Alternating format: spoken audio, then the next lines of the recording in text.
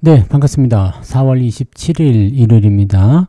4월의 마지막 일요일이고요. 네, 이번 주에는 약간 연휴 비슷하게 들어있기 때문에 이런 부분들 속에서 이제 변동성이 좀 심할 것으로 예상되고 있죠. 자, 이 와중에 또 핫 이슈 뉴스에 오르내린 종목들 어떤 것들이 있는지 좀 알아보려고 합니다. 하나솔루션, 카카오, 두산에너빌리티, 효성, 애경케미칼, 알테오젠 다 시끌시끌했던 종목들입니다. 뉴스가 큰 게 그냥 대자로 딱 박힌 그런 종목들인데, 자, 어떤 이유들이 박혔었는지 한번 알아보도록 할게요. 자, 차트로 바로 한번 넘어가 보겠습니다. 가장 먼저 하나솔루션 먼저 볼까요? 하나솔루션. 요즘 태양광 관련한 얘기가 굉장히 좀 많이 있었죠. 그래서 최근에 이제 기관들 매수도 많이 들어왔네요. 주가도 많이 급등을 했고, 이게 아마 8일째 상승이죠. 하나, 둘, 셋, 넷, 다섯, 여섯, 일곱, 7일째군요. 네. 자, 하루 더 오르면 8일이잖아요. 월요일도 올라버려라. 네. 지금 일단 그 태양광 관련한 부분에서 호재가 계속해서 나오고 있습니다. 뭐 실적도 일단 좋게 나왔는데다가 미국 쪽에서 좋은 얘기가 나오고 있죠. 미국 내 태양광 사업에서 큰 이익 개선이 나타나고 있다. 그러니까 증권사들이 그냥 막 달려들고 있습니다. 하나솔루션 목표 주가 올려야 한다. 막 이렇게 얘기 나오는 거고요. 주택용 재생 에너지 사업에서 대규모 이익이 발생했다. 요즘에는 보면은 대부분 이제 미국에서 뭔가 발생하는 그런 모습인 것 같아요. 중국의 태양광 패널이라든지 이런 것들이 워낙 싸게 공급이 되고 있었던 상황이지만 미국과의 관계가 썩 좋지 않잖아요. 그러다 보니까 중국 제품들에 대한 어떤 관세 이런 부분들이 이제 타격을 좀 줬을 거라 생각되고요. 그런 상황 속에서 우리가 미국을 공략하게 되는 거. 사실 중국의 어떤 그런 저가 공세 이런 것들은 미국을 공략하는 게 답이 될 수도 있어요. 중국이 전 세계 시장을 공략하더라도 미국은 중국을 견제하고 있기 때문에 중국 제품들을 물론 쓰긴 쓰겠지만 그래도 한국 제품을 사용하는 경우들도 많이 생긴다. 자, 그런 의미에서 본다라면 나쁘지 않아 보이죠. 그리고 뭐 신재생 에너지 이쪽 관련한 부분에서의 기대감.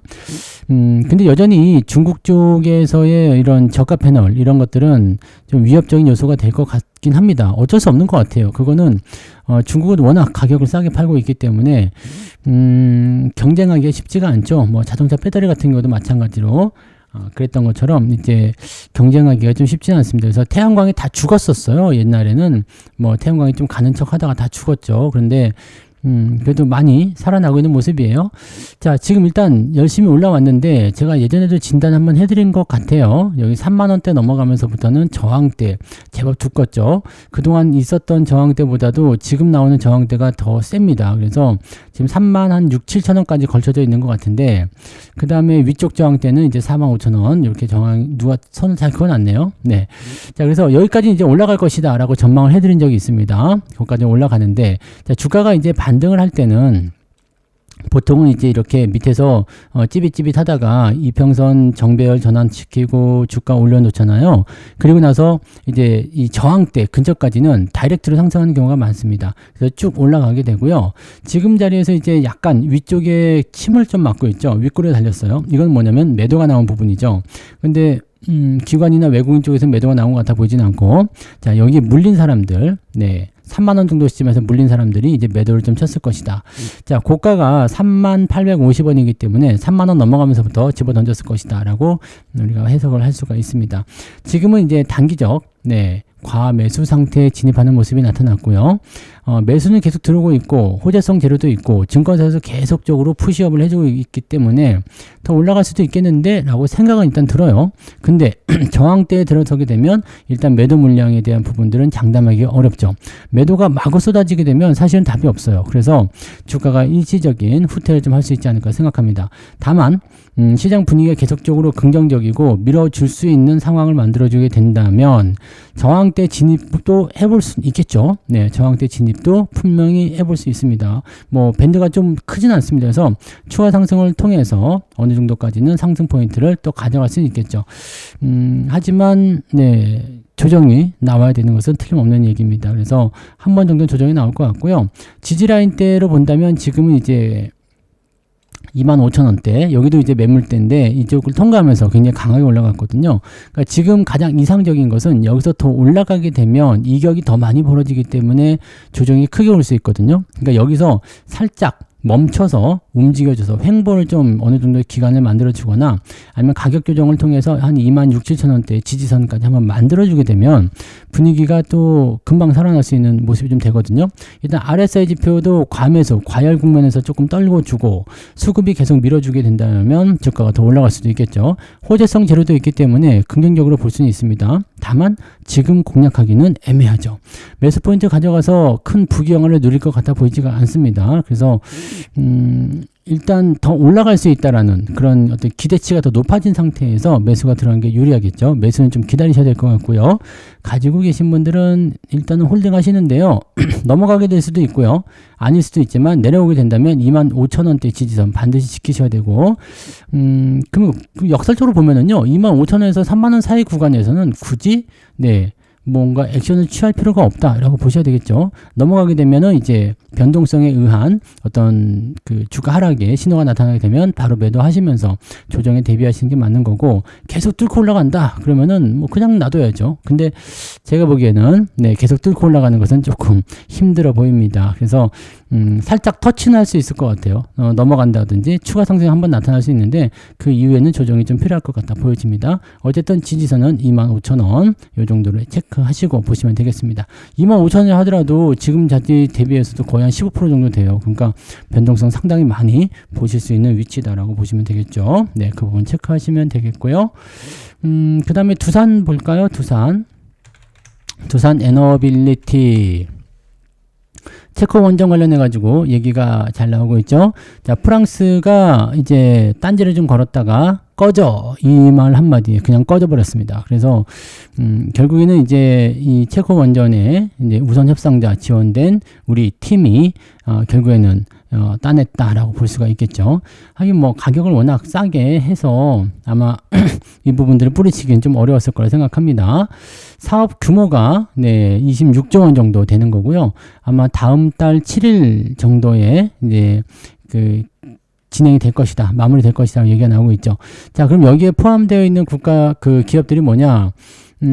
한전기술, 그 다음에 두산 에너빌리티 이거 포함되고요. 한전 KPS 뭐 이런 거 포함되겠죠. 그래서 이런 종목군들이 이제 상승할 수 있는 기대치가 높아졌다.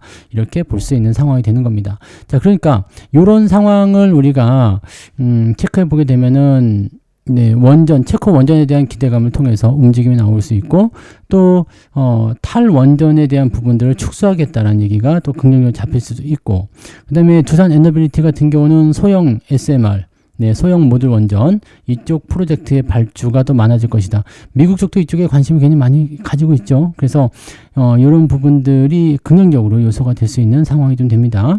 이격이 조금 벌어지고는 있습니다만 이 정도는 괜찮아요. 추세는 계속적으로 우상향하고 있기 때문에 이 종목은 별표를 쳐놓고 보시는 게 맞습니다. 지난번에 저는 한번 팔아먹은 것 같아요. 팔아먹고 다시 재매수를 못하고 있는 상태인 것 같은데 일단 추세적인 부분은 돌려가지고 움직이는 거라서 상당히 의미는 좀 있다고 보여지는 내용이 좀 되겠습니다. 자, 추세는 긍정적이라서 좀 더 보셔도 될 것 같아 보입니다. 홀딩 그대로 가져가시면 되겠고요. 지지라인대를 이제 만들어야 되는데 이평선을 끌고 올라가면서 지지선을 만든 거죠. 그래서 지금 25,000원, 요 정도 24,000원까지도 한번 보실 수 있겠고요. 지지선은 가까이에 있기 때문에 주가가 크게 밀릴 것 같아 보이지는 않습니다. 뭐 특별하게 악재가 나온다면 모르겠지만 그런 거 아니라면 그냥 반등 포인트 계속 연결될 것 같고요. 아래쪽 이격이 조금 벌어지고는 있지만 이 정도 간격 가지고 조정을 의심할 필요는 없을 것 같아 보입니다. 그래서 지금 현재 시점에서는 25,000원대 지지선 확보만 된다면 매수 의견도 나쁘지 않습니다. 26,000원, 25,000원 관심권에 놓고 보실 필요는 있겠죠. 이 정도 체크하시면 되겠고 두산 에너빌리티가 실질적으로는 더 수혜를 볼 만한 부분이 더 많은 것 같아요. SML까지 같이 갖고 있어서 그런 것 같은데 그렇게 보시면 요거는 다른 원전들보다도 더 괜찮은 흐름을 보일 수도 있겠다 판단이 드네요.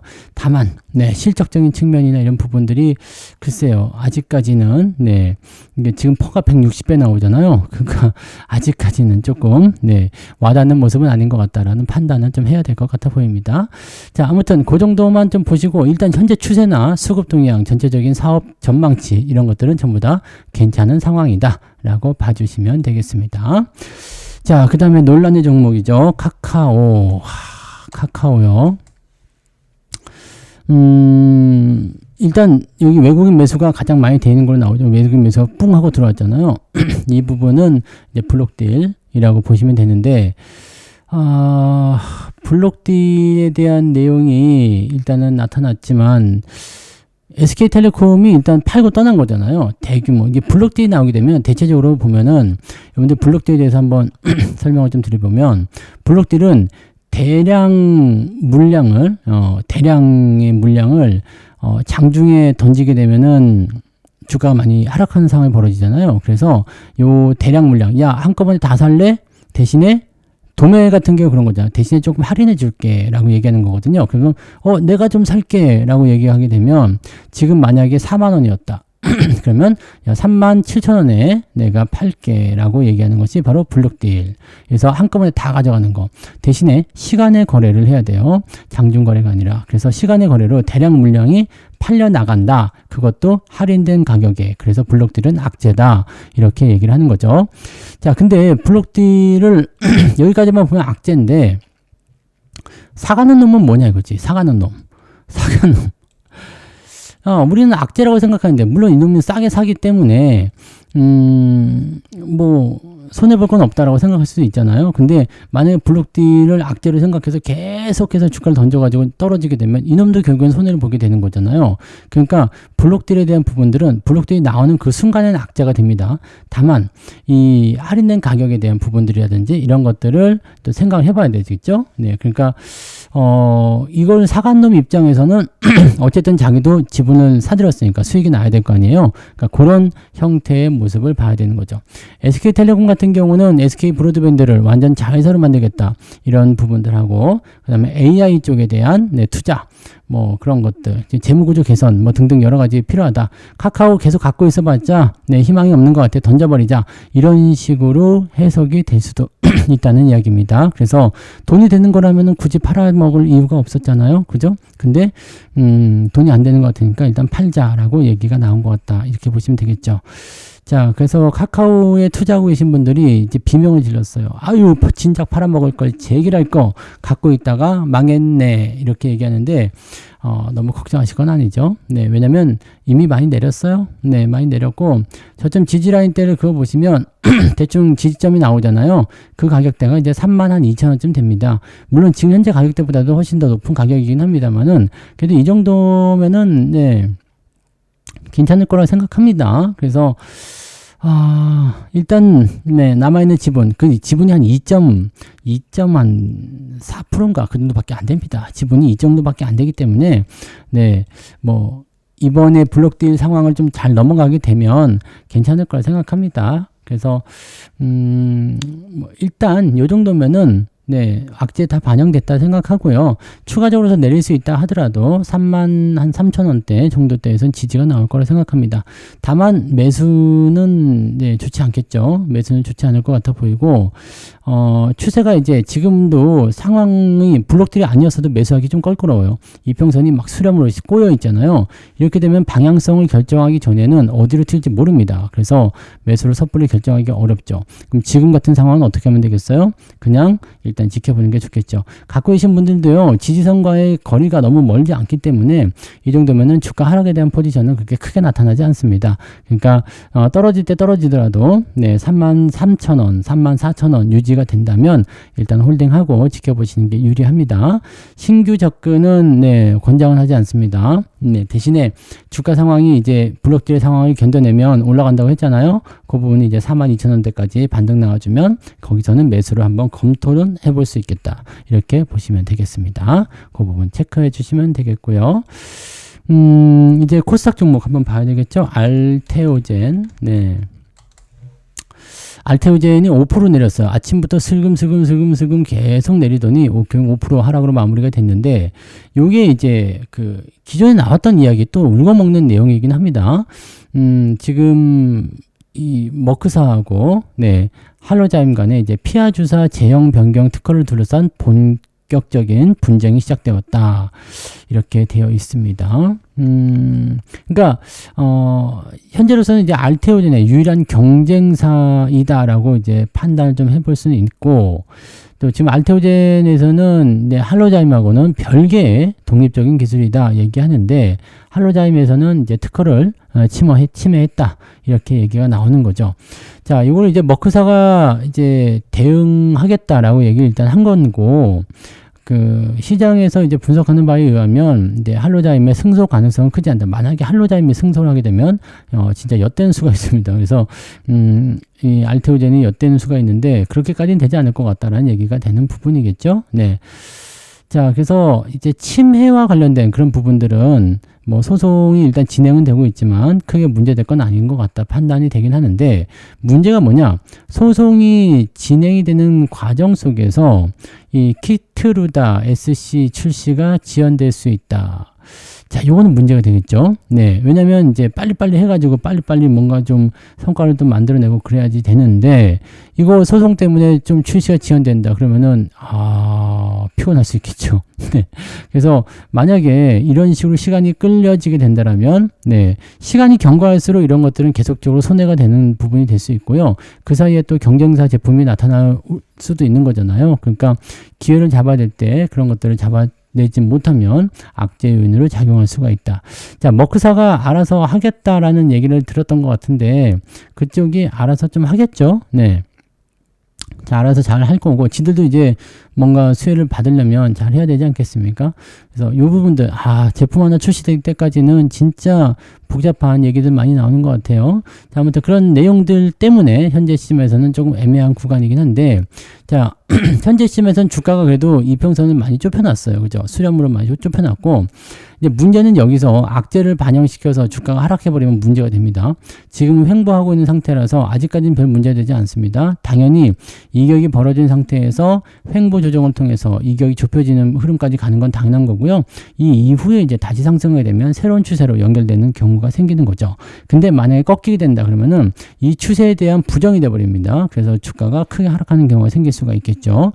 자, 이평선이 데드크로스 완전히 바뀌려면 현재 주가 상황은 30만 원 아래로 떨어져야지만 가능하겠죠. 그러면 30만 원 이상에서는 일단 홀딩, 30만 원 깨지면 매도로 보시는 게 유리하겠죠. 지금으로서는 이제 큰 추세를 보고 결정권을 좀 가져가셔야 될 것 같다 판단이 됩니다. 그러니까 그런 정도로 체크하시면 될 것 같고, 작년 말부터 되게 재미없는 상황이긴 합니다. 그죠? 네, 계속 횡보만 하고 있어서 재미없는 상황이긴 한데, 잘 되면 또 주가가 한 템포 더 상승할 수 있는 도약의 포인트가 나올 거로 생각되기 때문에 그 부분들 한번 노려보시는 것은 괜찮을 것 같아요. 지금은 그냥 홀딩 하시는 게 맞을 것 같은데, 단기적 변동성은 제법 나올 수 있겠어요. 뭐 35만 원이든 또는 깨고 내려가든 30만 원 근접하는 모습까지 나올 수도 있을 것 같은데, 지지선이 30만 원이니까 그 위쪽에서는 안 파는 게 그래도 유리하겠죠. 지금은 일단 홀딩 그대로 보시면서 조금 더 살펴보시는 게 좋을 것 같아 보입니다. 소송은 당장 뭐 큰 문제로 작용할 건 아닌데, 심리적인 약화 요인이거나 그냥 악재성 재료로 받아들여져서 주가에 어떤 나쁜 영향을 미칠 수는 있습니다. 그래서 그런 부분만 좀 참고하고 가시면 될 것 같아 보입니다. 네. 자, 그 다음 보실 종목이 효성입니다. 효성인데, 효성이 아주 지극한 아이죠. 얘는 저도 가지고 있는데 배당도 많이 줬어요. 배당도 많이 줬는데 1분기 영업이익이 이게 놀라지 마세요. 1254% 증가합니다. 미친 거 같죠? 네. 근데 영업이익이 800억이에요. 800억. 근데 분기 매출, 분기 영업이익이 800억입니다. 지금 현재 시가총액이 8천억인데 1분기에만 만들어낸 영업이익이 800억. 무지막지한 저평가죠. 지금 퍼가 2배밖에 안 됩니다. PBR은 0.45. 그러니까 저는 이런 종목만 가지고 있는 거죠. 네. 그리고 이제 그 자회사들 있죠. 효성중공업이나 효성 TNS 이런 자회사들의 손익이 크게 증가하면서 아주 멋진 상황이 좀 일어났습니다. 작년 1분기 대비해서 무려 영업이익이 1254% 증가. 놀라운 일입니다. 최근에 주가가 계속 상승하는 이유가 있다라는 거죠. 배당도 많이 챙겨주고 수익도 내어주고 정말 좋은 주식이 아닐까 싶습니다. 뭐 여러 가지 부분을 이제 짬뽕으로 봐야 돼요. 이렇게 지주사 개념에 있는 것들은 이제 효성중공업, 이 자회사에 있는 데들 있죠. 이제 효성중공업에 대한 부분들, 이 전력기기 관련한 부분이니까 이쪽 수요 증가에 따른 기대감이 있을 수 있겠고요. 그 다음에 건설 같은 부분들, 네, 뭐 화학, 뭐 이런 것도 다 포함되죠. 그러니까 요 내용들 보면은 자회사들이 다 짱짱하게 잘 나가요. 잘 벌고 있습니다. 그래서 지금 이 효성에 대한 주가는 긍정적인 것 같아요. 뭐 대신에 좀 느립니다. 이 종목 가지고서 뭐 급등을 가져간다 이렇게 하기 좀 어렵고 지금 같은 시점에서는 딱 좋은 것 같아요. 배당도 왜냐하면 주가 차트를 한번 보시면 주가 차트가 밑바닥을 기어요. 이렇게 움직이죠. 이런 패턴들은 뭐라고요? 바가지가 될 상인가? 내가 바가지가 될 상인가? 냄비 전략이 나올 수 있겠죠. 네, 둥근 바닥, 원형 바닥을 탈피할 수 있는 그런 형태. 자, 지금 이평선 딱 수렴해서 넘어가는 자리 괜찮죠? 네, 그래서 우리는 이제 배당도 잘 챙겨놓고 그 다음에 이제 시세 차익도 발생되고 있는 그런 상황입니다. 여러분 뭐 제가 매수 얼마에 했는지는 대충 아실 것 같지 않습니까? 네, 대충 보면 그냥 다 나오잖아요. 우리가 매수하는 자리는 항상 똑같으니까 이런 종목을 발굴하느냐 못 발굴하느냐의 문제이지. 네, 매수 포인트는 항상 그런 자리에서 나옵니다. 그래서 요거 지금 잘 움직이고 있고요. 잘 되고 있습니다. 다만 이제 단기적 상승, 네, 그 부분이 좀 진행돼서 살짝은 과매수 진입을 하려는 움직임을 살짝 보이고 있어요.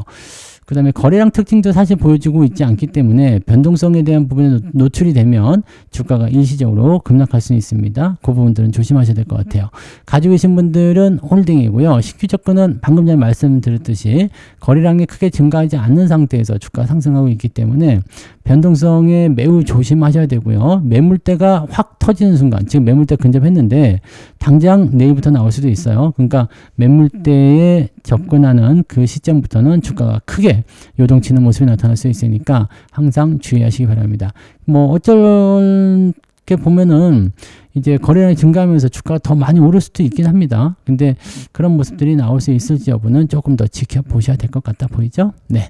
그래서 효성은 일단 홀딩 하시고요. 신규 접근은 지금은 좋지 않을 것 같아요. 그래서 매수 접근은 다른 시점에서 다시 생각해 보시는 게 좋겠다. 이렇게 말씀드려 봅니다. 자, 그 다음에 애경케미칼 한번 보도록 하겠습니다요. 애경케미칼은 상한가 갔어요. 애경케미칼 상한가 갔는데, 이게 나트륨, 네, 나트륨 배터리 관련한 이야기가 나왔죠. 이 CATL에서 나트륨 이온 배터리를 이제 대량 생산을 하겠다라고 얘기를 해버립니다. 자, 이렇게 되니까, 와우, 진짜? 그럼 나트륨이 뭐야? 나트륨 배터리가 뭐야? 이건데, 리튬 이온 배터리 아시죠? 리튬. 그 리튬 광산 뭐 그런 것 때문에, 많이 올라가는 기업들 많이 있었죠. 리튬 호수 때문에, 네.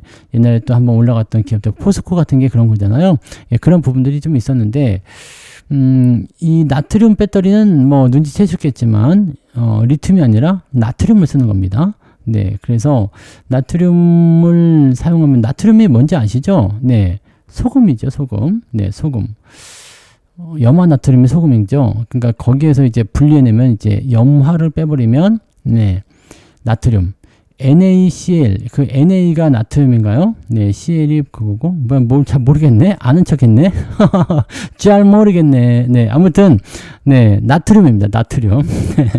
이 나트륨인데, 요거는 이제 뭐 바닷물에도 들어있고요. 뭐 그냥 전 세계 어디든 막 널려 있습니다. 리튬 같은 경우는 가격도 비싼데, 흔하지 않죠. 그러니까 흔하지 않으니까 비싼 걸 수도 있습니다. 리튬 같은 경우는 1톤에 약 1,300만 원 정도 한대요. 근데, 이 나트륨 같은 경우는 1톤에, 네, 1톤입니다. 27만원. 그러니까 1,300만 원 대 27만 원이면 어마어마한 차이가 나는 거죠. 네, 그래서, 이런 경제력, 경제성에 대한 부분들이 좀 있는 거고, 또 리튬보다도 안정성이 더 뛰어나다고 합니다. 뭐 등등 여러 가지. 충전 속도도 빠르고요. 그래서 나트륨이 이제, 더 좋은 배터리다라고 얘기가 좀 나오는 건데, 지금 우리나라 기업들도 열심히, 이 나트륨 기업 나트륨 배터리에 대해 연구 개발을 하고 있긴 합니다. 근데 아직 상용화 단계는 안 되고요. LG에너솔루션이라든지 또는 SK온, 삼성 SDI 얘네가 이제 우리나라 배터리 3사인데 얘네들은 아직 연구 개발 단계만 네, 리튬 배터리 쪽에 집중하고 있는 모습이긴 하죠. 네. 그다음에 뭐 애경 케미칼이 이제 국내에서 유일하게 나트륨 이온 배터리용 그 하드 카본, 이 음극재입니다. 이제 하드 카본의 대량 생산 기술을 보유하고 있다. 그래서 애경 케미칼이 지금 수혜로 잡혀 있는 거다라고 보시면 되는 거죠. 자, 나트륨 배터리 같은 경우는 가격이 일단 싸기 때문에 저가 시장을 공략하겠다. 이렇게 얘기를 하고 있는 모습이긴 하거든요. 그래서 지금은 만약에 이제 이 나트륨 배터리를 대량 생산하겠다라고 이제 CATL이 밝혔는데 그게 진짜로 현실화되게 된다면 배터리 시장의 판도가 또 바뀝니다. 왜냐면 훨씬 더 저렴하고 좋은 거 쓰려고 할 거 아닙니까? 좋다라고 보긴 좀 그렇겠지만 훨씬 더 저렴하게 사용할 수 있는 거니까 나트륨 쪽의 상황이 더 좋아질 수 있겠죠. 그렇게 되면 애경 케미칼도 빛을 더 볼 수 있게 된다. 자, 지금 일단은 상한가 마감을 했고요. 거래량은 한 600만 주 나왔으니까 조금 터졌네요. 상한가 나오면서 거래량 터지는 거는 그 다음날 추가 상승도 더 일어날 수도 있습니다. 자, 그래서 매물대가 일단은 12,000원 정도부터 시작하겠네요. 그러면은 지금 1,360원이니까 뭐 잘 올라가면 한 20%대 상승 추가적으로 더 가능해 보이지 않겠나 생각됩니다. 이 뭐든지 매물대에 존재하게 되면 재료가 어떻게 나오더라도요 매물대 때문에 잘 못 가는 경우들이 많거든요. 그러니까 추가 상승은 또 나올 것 같아요. 추가 상승 가능성은 있어 보이는데 매물대에 들어가게 되면 이제 윗꼬리가 달리든지 아니면은 이제 그동안 이제 물려가지고 고생했던 사람들이 막 집어 던지려고 하니까 주가에 밀려버리든지 그렇게 될 수도 있습니다. 어쩔 때는 매물대 도착도 못하죠. 12,000원 도착도 못하고 그냥 밀려버리는 경우도 있고요. 자, 어쨌든 이렇게 단기적으로 급등한 사례가 벌어지게 됐다라면 대응 전략은 간단합니다. 전날의 종가죠. 그러니까 1,360원 깨고 내려가지 않으면 됩니다. 네. 깨고 내려가지 않고 위쪽에서 울고 있다. 그럼 일단 보유하시면 되고 이 1,360원 아래로 떨어져 버렸다. 그러면은 매도를 한번 하시는 거는 괜찮겠죠. 자, 그 다음에 나는 떨어지더라도 보유를 하고 싶은데요. 리스크는 어떻게 하려면 되겠습니까? 이런 분들에게는 몸통을 자르라 그랬죠. 몸통 절반 잘라버려. 절반 자르면 거기가 지지선입니다. 그래서 이렇게 자르면은 9,800원 좀 보시면 되겠네요. 그러면은 나는 전날에 종가를 깨지더라도 난 좀 더 보유하면서 볼래요. 그러면 9,800원까지는 보셔도 된다. 조금 여유있게 보면 9,750원까지 보셔도 된다. 근데 그 이하로 떨어지게 되면 일단은 그냥 죽인다는 얘기입니다. 그래서 팔 사람들 다 나왔다는 얘기 되기 때문에 매도하고 빠지시는 게 도움이 됩니다. 재수없으면 그냥 밑에까지 다시 추락해요. 그래서 이 부분들은 참고하고 계시면 되겠고요. 지금 상황에서는 뭐 이렇게 막 달려들거나 뭐 그런 만한 그런 내용들은 아닌 것 같고요. 좀 지켜보고 이 몸통을 깨지 않으면 일단 홀딩한다. 또는 전날의 종가 1,360원 깨지 않으면 보유한다. 이렇게 보시는 게 맞습니다. 그 다음에 가지고 계신 분들은 그렇게 하시면 되는데 신규 접근 나트륨이 그렇게 좋아요? 네, 한번 가볼까? 네, 아닙니다. 지금 매수 들어가시면 변동성에 크게 휘말릴 수가 있겠죠. 자, 배터리 쪽에서 우리가 뭘 하겠다는 게 아니라 중국이 뭘 하겠다는 거예요. 그러니까 이거는 어떻게 보면은 단기적 호재성 재료로 나올 수 있겠지만 중장기적으로는 애매한 상황이 될 수도 있겠죠. 중국한테 눌려버리게 되면 조금 오히려 더 피곤한 상황이 나올 수 있으니까 이 부분들은 참고하셔야 될 겁니다. 그래서 그 부분까지 체크하시면 되겠습니다. 자, 오늘은 이렇게 핫 이슈, 궁금했던 뉴스들도 있었을 테고요. 이거 도대체 왜 이러는 거야? 걱정도 있었을 거라 생각합니다. 근데 이러한 이슈들이 있었구나 라고 생각해 주시면 될 것 같아요. 그래서 핫 이슈 종목 6개 알아보고요. 오늘은 여기까지 진단하도록 하겠습니다. 내일 아침 시황에서 다시 뵙도록 하겠습니다. 남은 주일 잘 보내시고요. 내일 뵙죠. 고맙습니다.